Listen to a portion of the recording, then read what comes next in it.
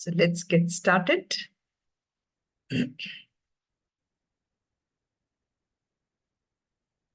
Om.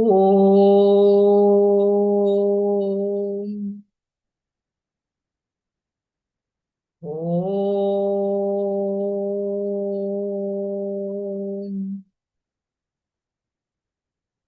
Om.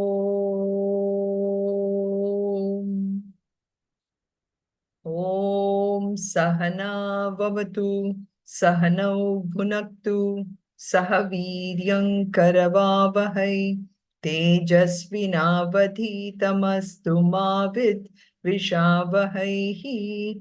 Om Shanti Shanti Shanti. Om Parthaya Pratibodhitam Bhagavata Narayanena Swayam Vyasena Gratitam Purana Muninam Madhye Mahabharatam Advaitam Bradavarshinim Bhagavatim Ashtadashadhyayinim Ambatvam Anusantatami Bhagavad Gita Bhavatveshini Namostute Vyasa Vishala Buddhe Pulla Ravindayata Patra Netra Yena Tvaya Bharata Taila Purnaha Prajwalito Jnanamaya Pradipaha Prapanna Parijataya Totra Vetraika Parnaye Jnanamudraya Krishnaya Geetamritaduhe Namaha Vasudevasutam Devam Kamsachanuramardanam Devaki Paramanandam Krishnam Vande Jagadgurum Sarvadharman Parityajya Mamekam Sharanam Vraja Aham Tva Sarva Papebhyaha Mokshayishyami ma shuchaha. So welcome everyone to the third lecture on chapter 10, which is called the Vibhuti Yoga, or the Yoga of the Divine Glories. So this is, yes, the 10th chapter, which is in the second part of Bhagavad Gita. And we saw that from the 7th chapter, Lord Krishna has been talking to us about really the Ishvara aspect, right? So it is a very progressive chapter. It's a progressive chapter on the nature of God. And in the 7th chapter, he started to explain about the nature of God. And then in the 8th, we found that, it is the same chapter, the same aspect was discovered. And you will see that in this, starting from the 10th, he will continue to speak about this as the central theme. So all along up to 6th chapter, when we saw it was about Jiva, about us, really, we are the ones who are dealing with this world. We are the ones who are going through all the ups and downs, all the things that happen, good things, not so good. All this is about us is what we discussed in the first 6 chapters. And we saw how Arjuna, was so dejected and he had to be pulled up. And not that we are all that dejected or anything, but we also go through certain elements of challenges, I would say. Challenges is a good word. It can be small, it can be big. But so the first 6 chapters, we was dealing about all that. But towards the end of the 6th chapter, we saw how, Lord Krishna tells Arjuna that, at the end of the day, you have to think about the fact that you're part of the bigger picture. Part of the bigger picture also is easy to understand, but when Krishna tells him about, there is this aspect of Ishvara, Ishvara who is up there, to whom you can surrender, that's when, Arjuna is trying to really grapple with this aspect of who is this Ishvara. And that is why this whole 6 chapters is so very critical about who is this Ishvara. And in our common parlance, I thought, for reflection, we should reflect the last 3 chapters because it is about really who is this Jagat Karanam. Jagat meaning the world, Karanam, who's the cause? Who's the cause of this whole universe? Because that's how, from the young age, we tell our children, well, it all, starts with God. God created everything. God is up there, But who is this God? Who is this God is what we are learning from our Hindu philosophy. And in our Hindu philosophy, which can seem a little complicated for a lot of people, but it is actually needed because we are living in this world of diversity. There's just no question about it. So, to simplify this aspect of who God is, and just to say that God in heaven, and then, God is this one person, and God is the one who created the world. God is the one who, does good things for us, and God is the one who removes bad things. But then when bad things happen, we wonder, who is this God? So, all these questions, they come to us. First of all, starting with, really, is there really a God? And I think we all will agree that this aspect of is there a God really comes into play when we really go through some major challenges in our life. Whether it's losing somebody close to us, or whether we ourselves go through some kind of a health issue, or even at work, somebody work, or for that matter, personal relationships, all these things, that's when it really strikes us that there is something, someone, some power beyond us, who we really cannot understand, right? So from the 7th chapter onwards, we saw that Arjuna is exposed to this aspect of God. And if somebody can tell me, how did Krishna introduce the of God in the 7th chapter? There were 2 very simple words that he uses.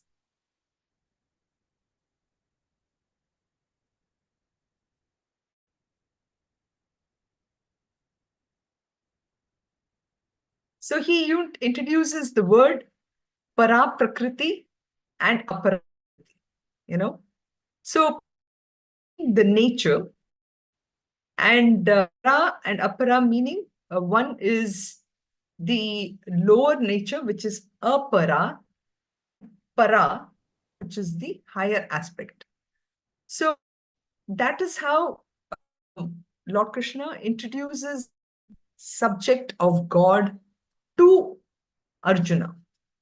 So just by these words of para and apara to indicate the nature of God, you see how Krishna has already explained about the fact that God is not somebody who is a person, God is not somebody who is there, who does everything, but apara meaning the entire world of everything that I see, feel, hear, think, all that is the apara, right?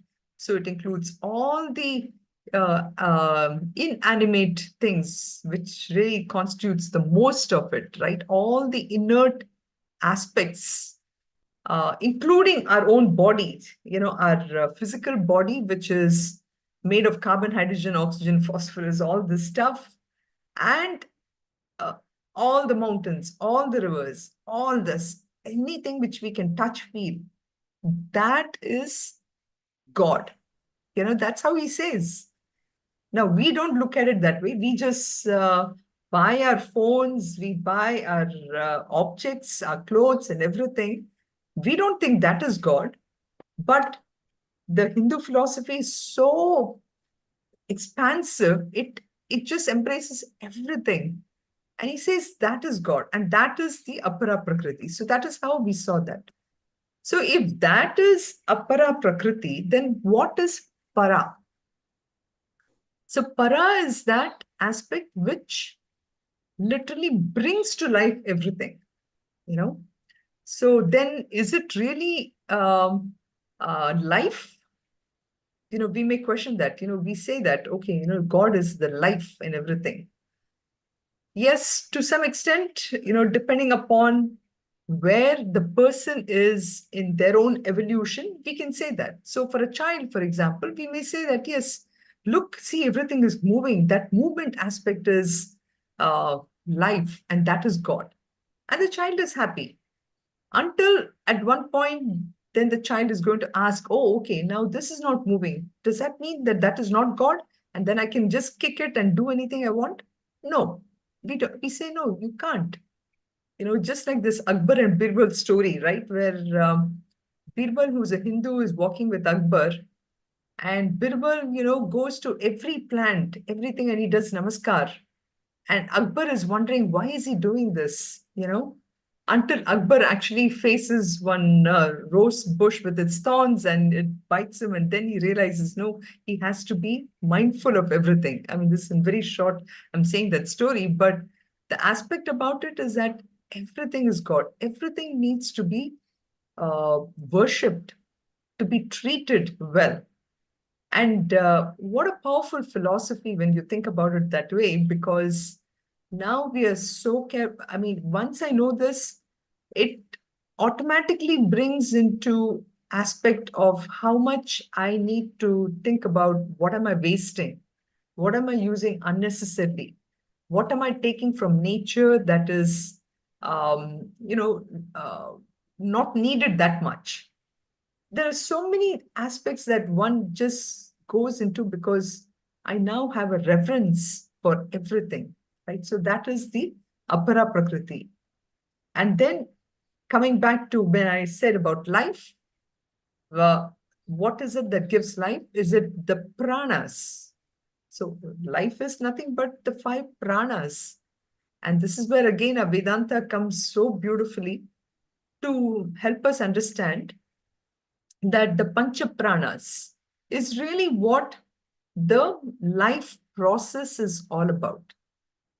So even that is an aspect of the apara prakriti. Now we go to that higher level, which is the para prakriti, is the aspect of consciousness or paramatman. That is the para prakriti, paramatman.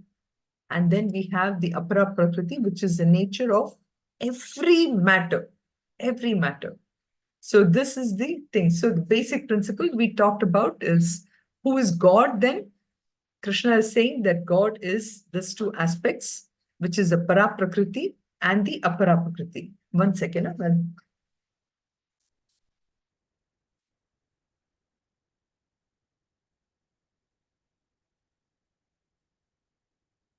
So para prakriti and apara prakriti, these are the two aspects of what we call is who is God.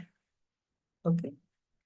Any more thoughts to offer on this before we go into this? Is very important because 10th chapter is really about the glorification of God in matter.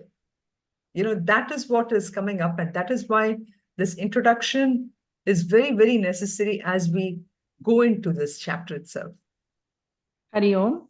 Hari Om. So you said in 7th chapter, Yes. from 7th verse onwards, Lord Krishna is telling Arjuna who he is and all that, like Matha Paradaram Nanyat Kinjit Asti Dhananchaya Mai Sharvam Idam Prodam Sutre Manikana Iva. So he says, none other than me, Arjuna, everything, no other whatsoever is there. Everything is strung on me as clusters of gems on a string. And then after that, he says, I am the sapidity in the water, light in the moon, the sun. I am the syllable Om. I am in all Vedas and everything, virality in man. I am the sweet and fragrance in the earth, brilliance and fire, and life in all beings. So from 7 onwards, he keeps saying, he keeps Correct. explaining to Arjuna who he is. Correct. Beautiful, beautiful, Meena. Thank you for connecting it immediately to those particular shlokas of 7th chapter. Because when you So said, in that can you recollect? shloka, what he read about Sutre Manigana Eva, you see already both the para and apara is mentioned, right? Yes. That's why when you said from 7th chapter, can you recollect? So I was going, because this particular 7th sloka, I think almost 3 classes you explained about the gems and the clusters and everything about it. So it cannot go out from our mind, for sure. Right. Thank you so much. You're welcome, Meena. Thank you. It warms Hari up my Om. heart to hear that. So that's what, so all that beads the pearls.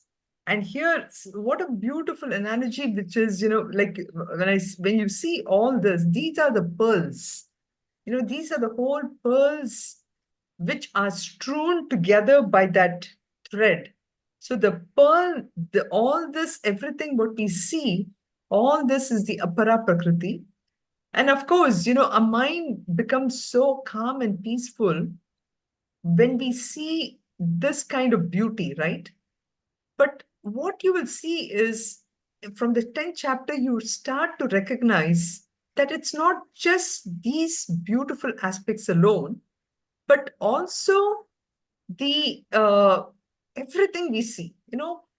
Suppose I walk out and I see a beggar on the street, you know, immediately the thought should not go as, oh my God, is this person, did this person take a bath? I'm going close to it. Am I going to get the germs or whatever? No. Even this person is a beautiful manifestation of that Lord, you know. So that's in when people say that Hinduism, we don't see love or we don't see anything. No, that is not true. It is every manifestation is that manifestation, the vibhuti of that Lord. So apara prakriti refers to the manifestation, the glories of the Lord everywhere. And if I see anything negative somewhere, that is a reflection of my own negativity which is there within myself, right? So I need to conquer that. I need to find a way of developing that bhakti and devotion to seeing that Lord in and through everything. So that is the beauty. Now, let us kind of go through a little bit on this aspect here. Of course, we will be doing more shlokas today. But since we are on this aspect of seeing God everywhere, what do you think are the common features and possibly the differences? What is it's a comparative contrast between para and apara prakriti. What do you think is common between both of them, and what is the difference between para and apara? I think the common would be the consciousness. It's the consciousness within the essence, or the supreme consciousness is the same between para and apara prakriti. But the differences would be we as a jiva, we associate ourselves with the upadhi, and para prakriti is the substratum on which all the upadhis are. Okay. Something that is, Yeah. You got some of the things right, but some of the concepts need to be understood properly. yeah. Sorry, I think my internet connection is a little unstable. I don't know if you heard. So a simple example which we have talked about before is about any of the electronic gadgets.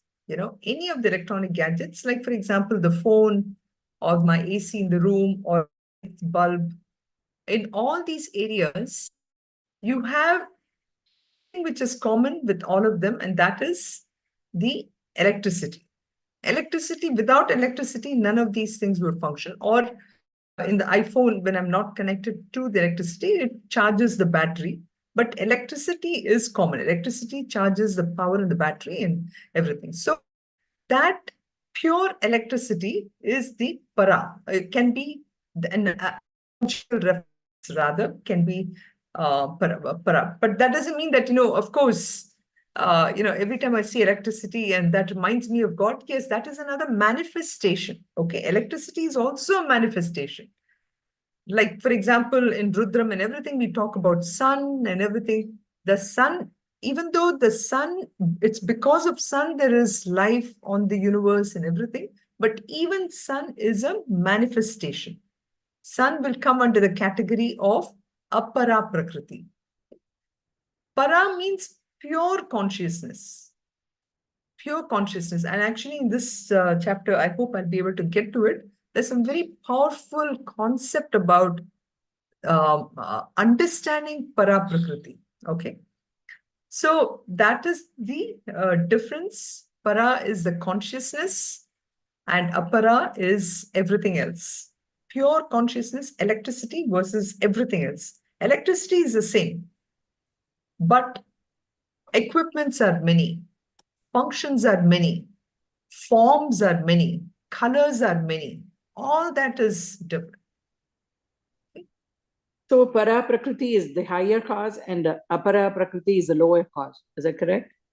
Lower part, not the cause. Did I hear the word cause? Yes. No. So cause, you cannot say. I mean, in some sense, you can say it, but for example, even if you take this example, what I just gave as a phone, we need both the aspects for the phone to function, right? So in that sense, it is a cause. Yeah, for the cause, for phone to be useful, we need both the causes. One is the electricity and the whole casing, and the whole casing includes all the apps and everything. Okay. Yeah. Okay. Thank you. Harvam. Yes, Sanat. Sunitha ji. Yeah, we can see the apara prakriti. I mean, through so many things, or the creation, and then in so many aspects. The para prakriti is the one, as you mentioned, like electricity, which is behind everything, and then that's that which is behind in and through, but behind everything. Is that the way of? Yeah, you could look at it that way, but also it is not necessarily behind, because electricity, I can feel it. The minute I put my hands on a socket or something, I can feel the electricity, right? But I don't pay attention to the fact that it's because of electricity that everything is happening, right? I get so enamored. Now, we may question as to why this distinction is needed for us at all, correct? The point for us is to bring our mind to a state of calmness. I mean, at the highest, at the root level. Then we question as to why is my mind not very calm? Because my mind is so full of thoughts about apara prakriti. So to bring myself all the way to a calmness at the very, very highest level of where I can evolve myself is to be in touch.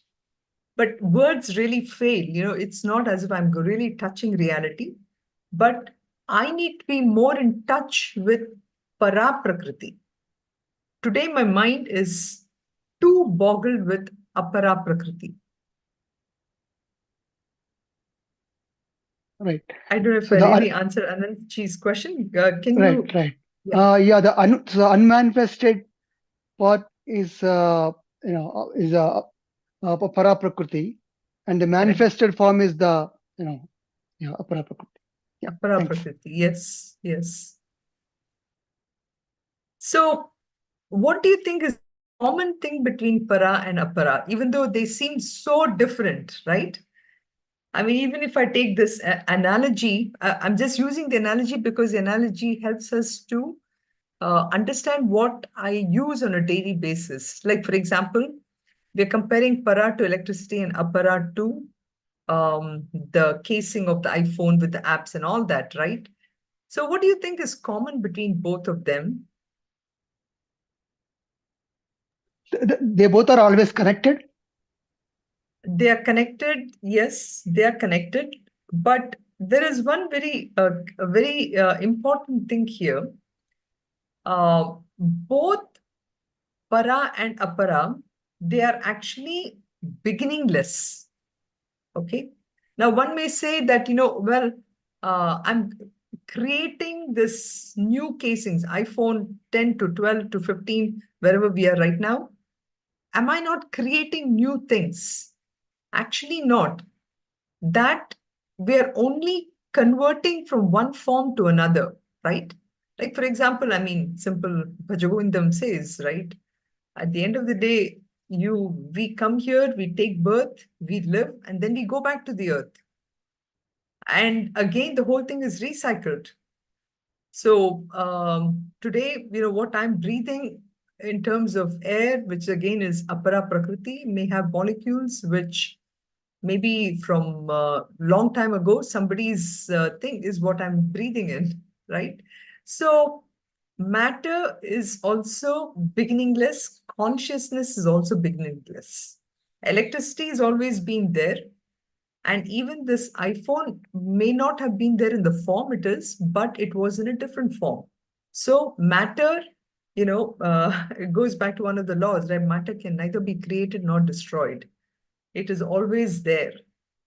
So this kind of uncreated, beginningless consciousness matter unit or composite, this whole thing, is the God or Ishvara.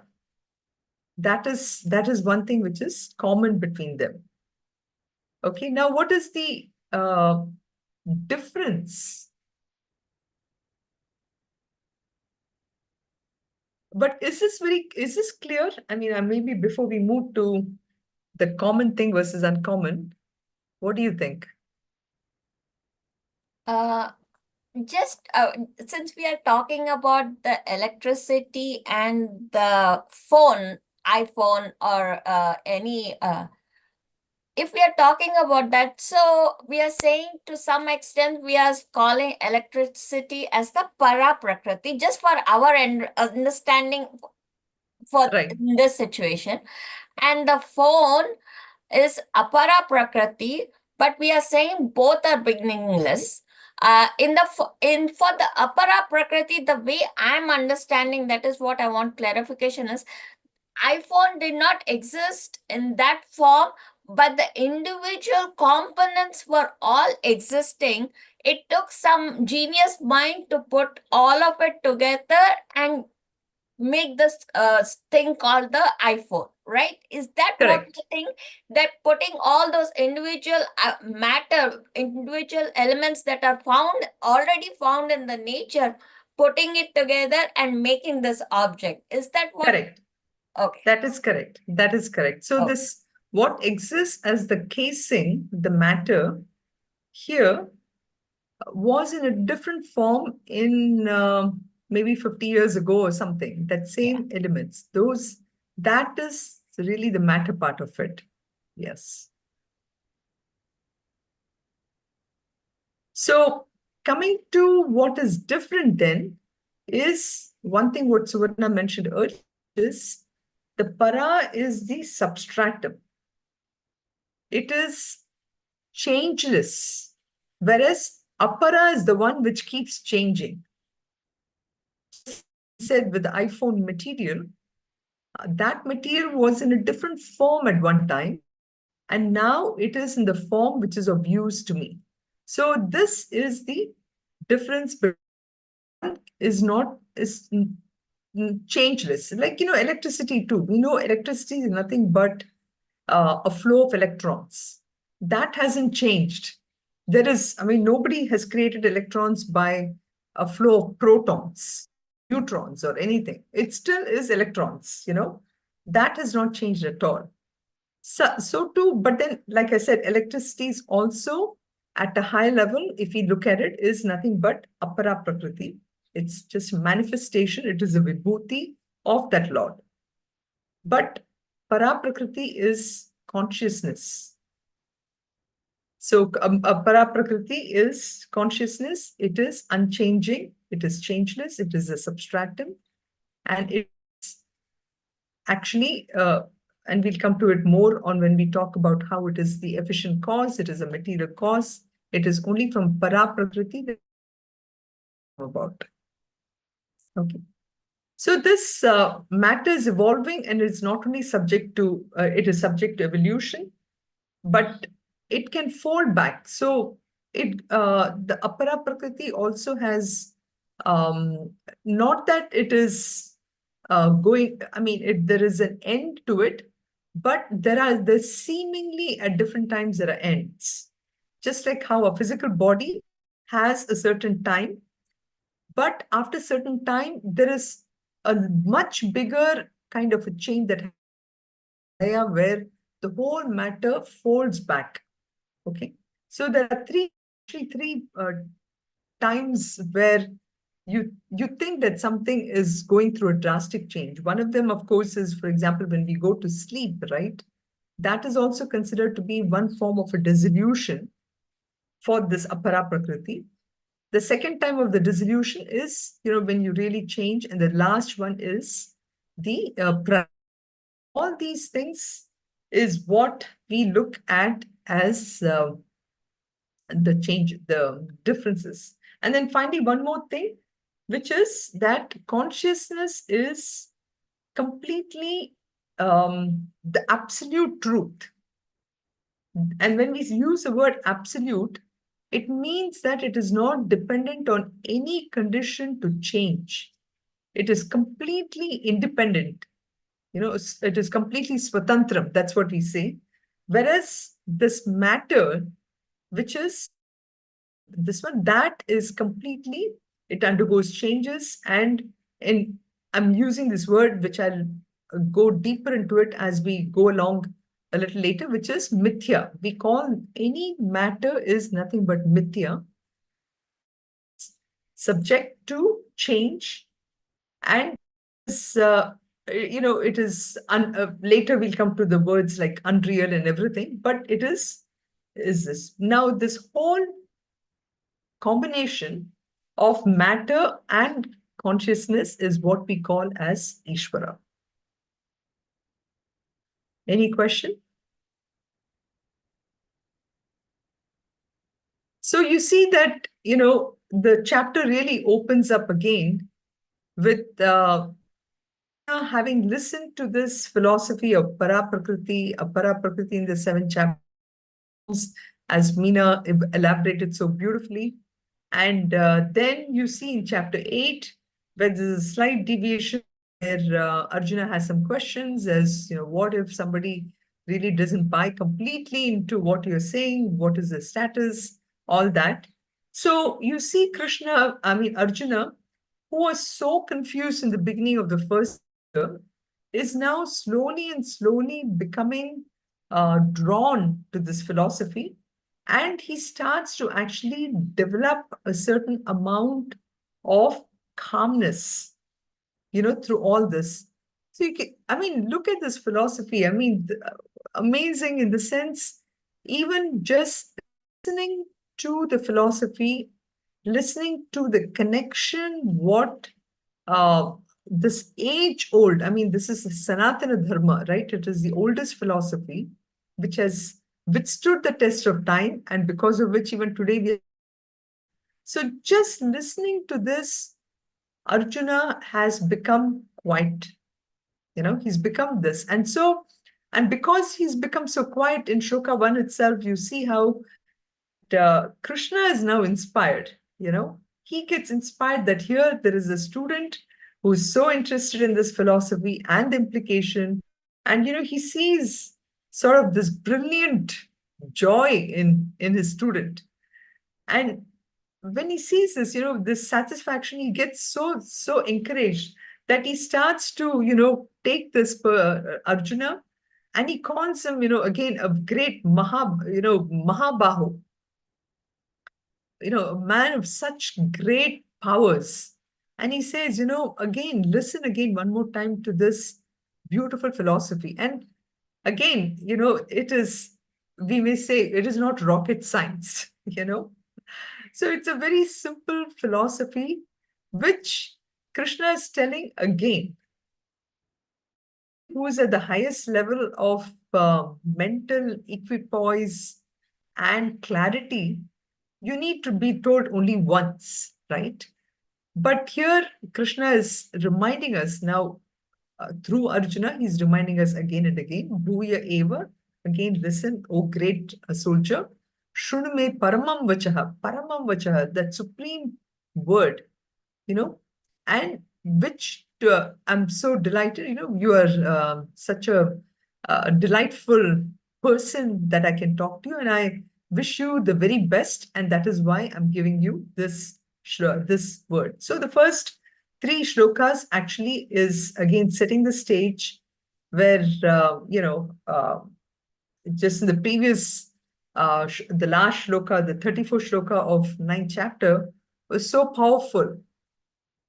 So again, Krishna has to make sure that, and so in shloka 2, you find that aspect of he's coming to explain what consciousness is, and he starts to say about how that even if you try very, very, very hard to understand the nature of this consciousness, which, we are all trying very hard to understand this through our 5 sense organs and through our intellect.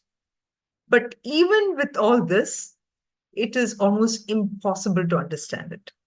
And that is why he says, he says in the shloka, Name vidu suraganaha prabhavam na maharshayaha aham adihi devana maharshinam cha sarvashaha. So he refers to 2 people. One of them he says is Maharshina, the Maharshis, and we will go into a little bit of detail to understand this. So not even the Maharshi, even the Devas. Now we look at Devas as people who are gods, right? We call Devas as gods, but actually Devas are the powers which power up our sense organs.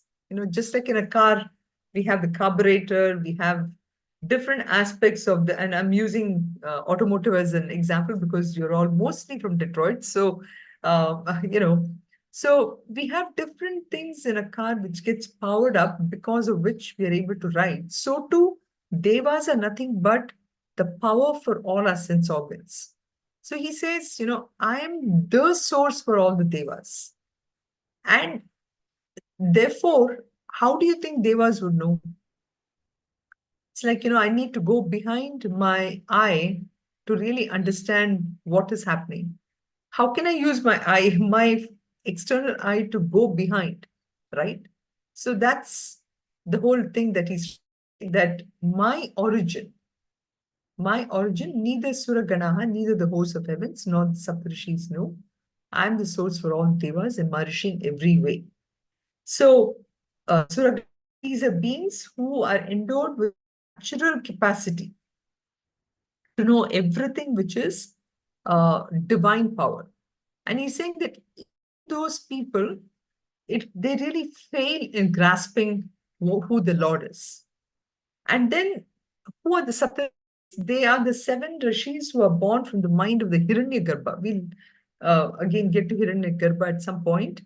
Hiranyagarbha, who are not in the position to know. So again, the aspect here, what is, even the deities are not in a position to know the divine secret because they are the illuminers. Like, for example, how can a bird know the power of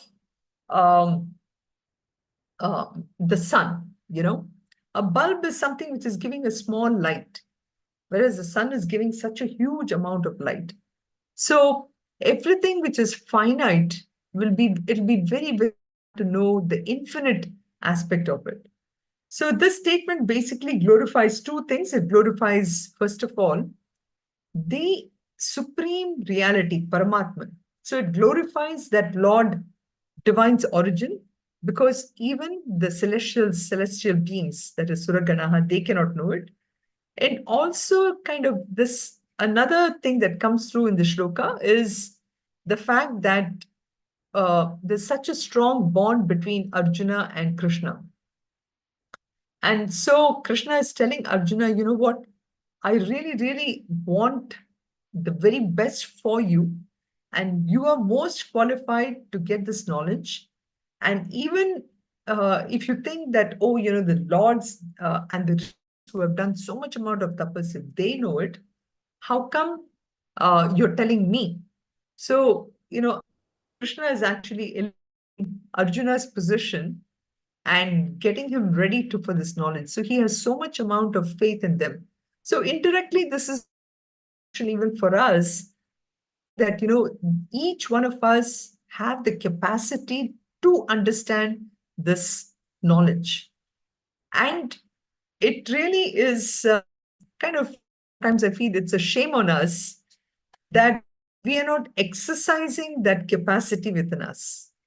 We are happy with the small, small things in life, and that is sometimes kind of suppressing our ability to evolve, our ability to grow. So each one of us have that ability to reach that highest, but we ourselves are like, Uddaredatmanatmanam, Atmanam avasathet, Atmaiva Bandhu, Atmaiva Ripu too, So we are ourselves, our own enemies, our own this grow. So all this is sort of really, it kind of brings here this aspect here to see this. So let us think about, who are these great rishis? And this will actually come up. This word Maharshayaha comes up again in 6th shloka. And again, I've taken, from Gurudev's book, Swami Chinmayananda's, where he talks about this great rishis. And, so basically, the Sapta rishis, they come by different names, anywhere from Bhrigu to Vasishta. So there are 7 in one. So at any point in time, you will see this 3 sets of rishis, there's 3 sets of Sapta rishis. They're talked about as really the men of great knowledge and experience.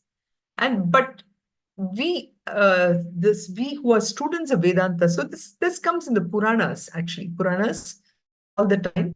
And of course, the words Vivaswan, Manave Prahu, this we have seen in chapter 4, and Angirasa, all this, read the different texts of Puranas, you actually come across the names. But what do they represent? That is a very important thing. And they basically represent the aspect of our total intellect, which is the Mahat, we call this. So each one of us, we have our own tiny intellects, right? Now, how does this world function? The world, we think, we feel that when I am acting in this world, I am moving something, right? And we feel so good. Oh, I created it. I discovered it. It is because of me that I was able to do so much. But no, that is not the case. We are only a small part of the total intellect, which is actually the mover and shaker of the world, So this is what we call this as the Mahat. And so this Mahat, and along with this aspect of this Ahankar, So this at a total level, this projects out, the joys and the transactions of the whole world of the sense objects. And these sense objects, they are actually from the 5 tanmatras. We have talked about this aspect of tanmatras before. the subtle aspect of all the gross element. The gross elements are 5 in number, right? So we have the space, earth, fire, water, air, and all this in subtle factors is called the tanmatras. So these are the 5 tanmatras. So the total intellect, the concept of the I, or we call it egoism, along with the 5 tanmatras, they are the 7 rishis which are personified in the Puranas under different names. So they represent actually the total, the intellectual, and of course the mind of man, which is actually the efficient. We call this as an efficient cause and the material cause. Efficient cause is the by the word efficient, what we mean is the brain behind things, what is making. So, for example, when we use, again, I'm using classic Vedanta examples, which is when you create a pot, right?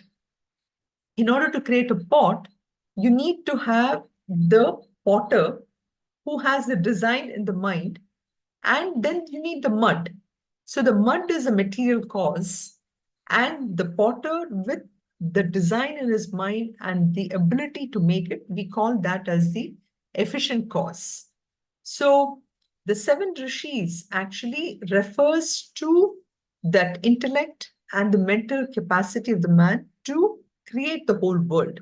So which is the efficient and the material cause.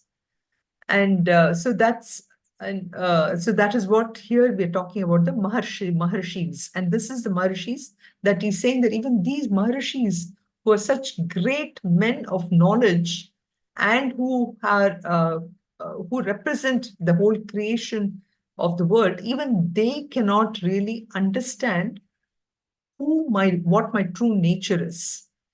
And again, devas we refer to as, they are the power behind all the sense organs. So they have the ability to illumine, they have the ability to power all the sense organs. And these two together is what by which we can actually, the whole world is, goes through. And just to give you a glimpse into the depth of this philosophy here is what he's trying to say is even all of them are unable to understand the substratum, or can even fathom what the substratum is all about, because the substratum is beyond the sense organs. And we are so habituated to use only our sense organs to understand this, that we never ever get to it. It's like, for example, when I'm trying to use the telescope to see the whole world, right? So many of us have gone to the big buildings, and from there want to see the whole stars, the planets, the galaxies. You can literally see the entire world in front of you, right? But is it possible to see the observer through the telescope? The person behind the telescope who's actually seeing the whole thing, who's witnessing this whole thing. So it's like that. That is what he's trying to say, that I'm going to, maybe all things, everything can be explained, all that, but to get to that ultimate thing is what he's trying to say here. Then in shloka number 3, he kind of gives you an idea of why one should really understand this. What is in it for me? What is really the gain of understanding all these glories of Ishvara? So in this, he ultimately says that a person who really understands this glory of Ishvara at the highest level, such a person has a capacity to be the wisest person. Such a person has the ability to be completely, who has the highest power of discrimination. And by doing so, such a person is completely freed from any kind of papa that he may have conducted in the past. So that is really the gain of getting into this knowledge. So he says, Yo mam ajam anadim cha veti loka maheshwaram asam muda Samartyeshu sarva papai pramuchyate. So, martyaha, martyeshu, martyaha means mortals. And mortals are people who have a birth and death. Okay.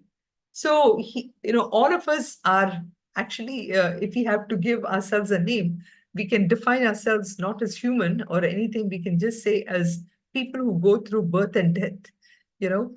So he says, Matyeshu and Asamudha, such a person among mortals, we have the capacity to become an Asammudaha, which, so who is a Matyeshu? When I said a birth and death, is a person who has not understood the philosophy of life, a person who has not yet grasped the ultimate philosophy. Such a person keeps coming back again and again and again. And why does he come back again and again? Because that person has not truly understood what life is about. So such a person is a mudaha. But asam mudaha is a person who has now understood. So there's no reason for him to go back and again and again. It's like, for example, if I'm working in a certain company and I have not used the company well to understand my own strength and weaknesses, for example, I will keep looking for another company and yet another company and yet another company, right? So I keep going from one company to another company to another company. Or sometimes it could be even relationships, if I'm not happy with a certain relationship, then I go to another one. This is, of course, I'm talking about ideal situations. Of course, in the day-to-day world, we understand our limitations of relationships and all that. But the point here, coming back here, is to understand that a person who has clearly understood life is an asammudaha. So that is the greatest benefit that one person can get by this. And another benefit is sarva papaihi. If in the past committed a sin, in the sense not necessarily, committing a murder or thieving or anything, not necessarily just that. Even simple things that by knowingly or unknowingly, I told something, I hurt somebody's feelings or whatever. So by this knowledge, I will be able to be free of any kind of papa. What a wonderful benefit, So, and then he says, he gives a little bit of description of, really who he is. That is, only who has understood that Lord as somebody who is ajam, who is birthless, and who is anadi, and who knows him as the Loka Maheshwaram, as the Lord of the universe. Such a person becomes wise, and such a person is free from all this.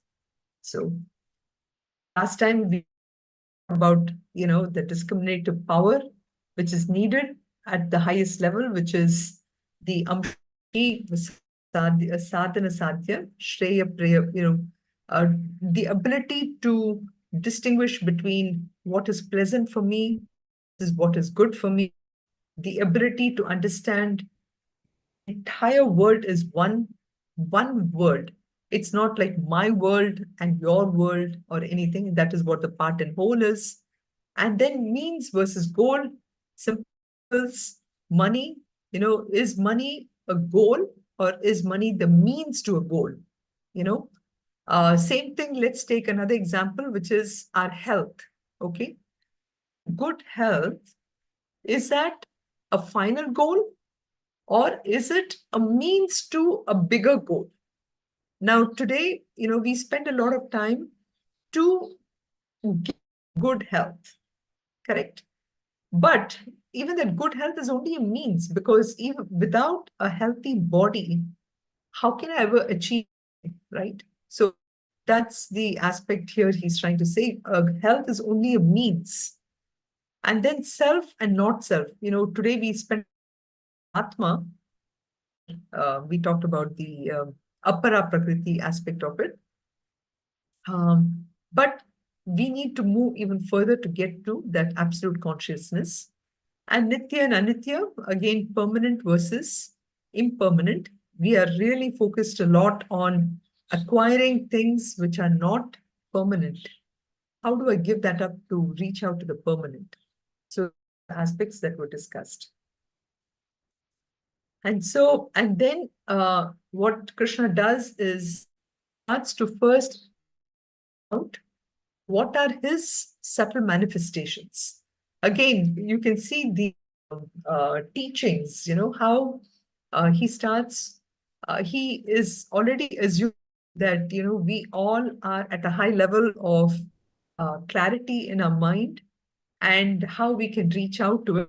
So he starts thinking about the subtle aspect of his own glories, of his expressions. So we did the shloka last time, so I just go through it a little bit. He starts to about how, it is his own aspect, which is the buddhi, capacity to understand very subtle aspects. We know that, our power of thinking can be divided into two aspects. One of them is the aspect which we use to transact in this world, which we call that as a mind. And then have that same thinking capacity allows us to reach out to higher realms of thinking. And in order to access that higher realms of thinking, sometimes the mind rest, and this is where aspects of concentration and meditation really play, because those are great exercises. The mind, and then to focus on the higher level of thinking. And what he calls this as buddhi. Buddhi is the capacity to understand that subtle aspects. And then what is jnanam? Jnanam is the capacity to really gather knowledge. So, for example, if I don't know about a rose, what do? I start to Google it or read some books on roses. And once I know that aspect, I become more educated to understand what aspects of the rose plant that I can, really use, and what aspects I have to be careful of, like the thorns and everything. So jnanam is that capacity to gather knowledge in the face of information and to store it in one's memory. So it is a stage actually lower than buddhi. It is actually the raw material for the buddhi itself. Then asammoha is the ability to wade through the information without getting confused or flustered. So moha means again delusion or being it's where I can get deluded. So that is asammoha is my ability to not get confused and focus on the right thing. Then kshama. What is kshama? Kshama, the capacity of the mind to be unperturbed. Okay. Face of any challenges of somebody's telling me something negative quickly. It's like, like a rubber band, right? When I pull the band, how quickly it back to its essential state is the factor which is in my mind as to be able to immediately discard what somebody is telling me, which is negative or whatever, or to call me, oh, you fool, do I get perturbed? And if I get perturbed, which can happen because of my prarabdha, right? My prarabdha over a period of time, I've always become so affected by it. But how quickly I come back and say, you know what? Am I really a fool? Okay, if I'm a fool, what can I do to get out of it quickly? That is the thing about kshama. What is satyam? Satyam is when I hear something, I'm able to immediately grasp the essence of it. Okay. Immediately, I'm able to see the real essence and be able to even tell others what it means. So satyam, the essence of it to be understood.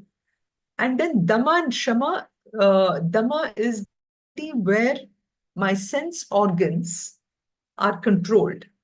I do not allow my sense organs to run wild, but control it. But Dhamma is something controlling the mind from going out. Okay. So Dhamma is this example, when I'm going to Costco, for example, and I want to Costco only to buy, say, milk and possibly yogurt, maybe, but I go there and they have all these free samples. What do I immediately get attracted to it? So that Dhamma is the ability to control my sense of organs from not going out. Now, Shama is where I'm controlled in my mind, where my mind is controlled and it doesn't seek out new things. So Dhamma is where from out external things, I'm not allowing it to come inside. Shama is, I'm not, even in my mind, I don't entertain anything and I'm controlled with it.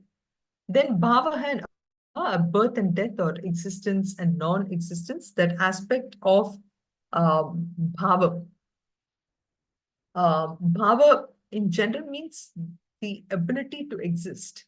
So how do I cope up with this aspect of existence and non-existence is bhava and abhava, and bhayam and is, fear and fearlessness. So the ability to be able to discriminate. So again, this is that aspect of viveka, which allows us to understand each one of them. And shloka 5, let's look at this also because they go together. The different aspects here, which is again not in towards others, ability to, be not sure anybody through thought, word, or mind. Then equanimity, and then tushtihi is, anything that comes. Food doesn't have that much or this one, I'm okay with it. I'm satisfied. That ability to be tushti is a very important aspect here. Then tapas is the aspect of disciplining the body, again through control of organs. Dana is distribution of wealth according to one's capacity. Then yash and ayashaha is renown, the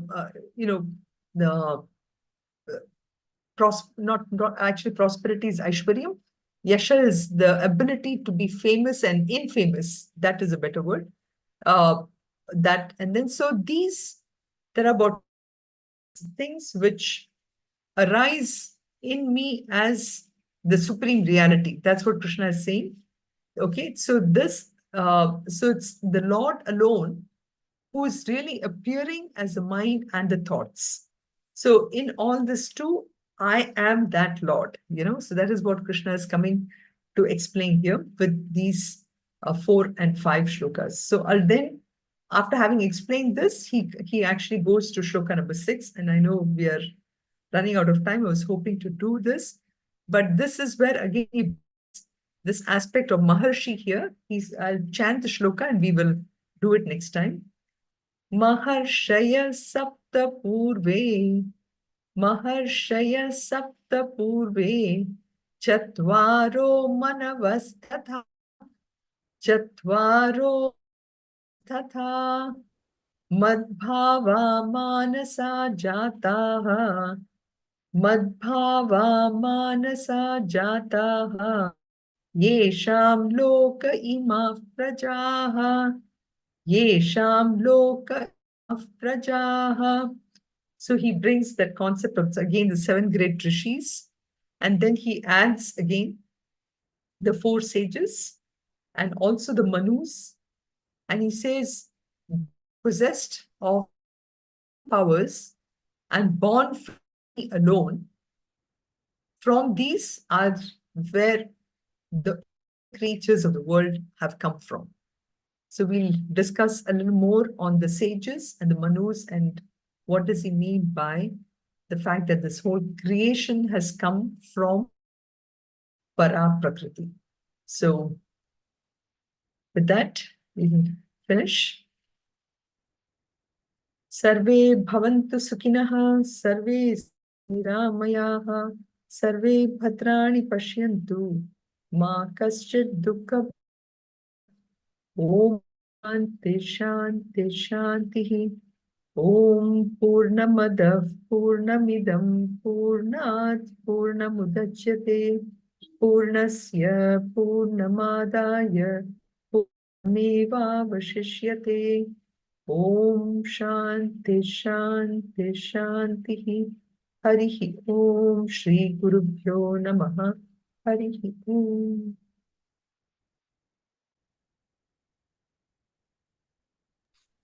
Thank you, everyone. Thank you. Thank you, Sunitha Hari ji. Om. I will Thank see you, you next So everyone. week. much, Hari Om. Thank you. Hari Om. Hari Om, Hari Om.